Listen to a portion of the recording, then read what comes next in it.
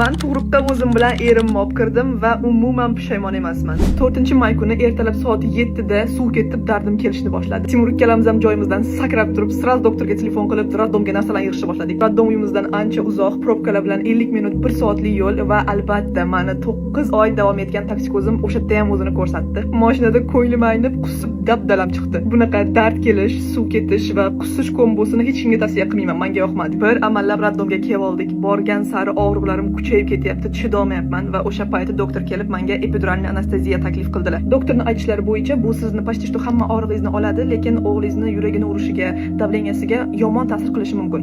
Rozi bo'lsangiz mana shuga qo'l qo'yasiz deb menga olib kelib berishyapti.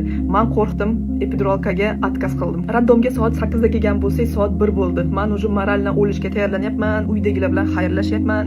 Timurning qo'llarini qattiq siqib yig'lashni boshlayapman. Timur chidoyman, rostdan boshqa chidoyman, iltimos ayting yordam berishsin. Timur bechora ham nima qilib yordam berishni bilmaydilar. Bellarimni massaj qiladilar, chuqur-chuqur nafas oling deb padesha qilib turadilar. Soat 4 bo'ldi. Oyoq qo'llarim qaltirab, o'zimga o'zim javob bera olmay qoldim. Ko'zimni oldi qop-qorong'i bo'ldi, qulog'im umuman eshitmay qoldi va Timurning qo'liga dub hushimdan ketdim. Ko'zimni ochganimda уже kravatda edim. Atrofimda faqat medsestralar yuzimga suv sepib yotdi. Farida o'zingizga keling deb. Ko'zimni ochib birinchi qilgan ishim bu albatta atrofda Timurni qidirish bo'ldi, lekin ular уже yo'q edilar. Medsestralar Timurni yig'laganini ko'rib, ularni chiqarib yuborishibdi. Meni esa u paytda уже tug'ish paytim keldi. Medsestralar ko'tarib kresloga olib chiqishdi va rovna 4:30da meni o'g'lim Imron Alixonov tug'ildi. 4 kilo bo'lib tug'ildi o'zi ham. Keyin уже Timurni obratna xonaga kirgizishdi, bolachamizni qulog'iga azon o'qib qo'ydilar va shunaqa tug'ruq hikoyasi bo'ldi. Boshqa odamlarning tug'ruq hikoyasini eshitishni yaxshi ko'rganim uchun ham bu videoni olishga qaror qildim. O'shuning uchun siz ham izohlarda o'zingizni tug'ruq hikoyangizni yozib qoldirishni unutmang. Kitob o'qiganday o'qib o'tiraman.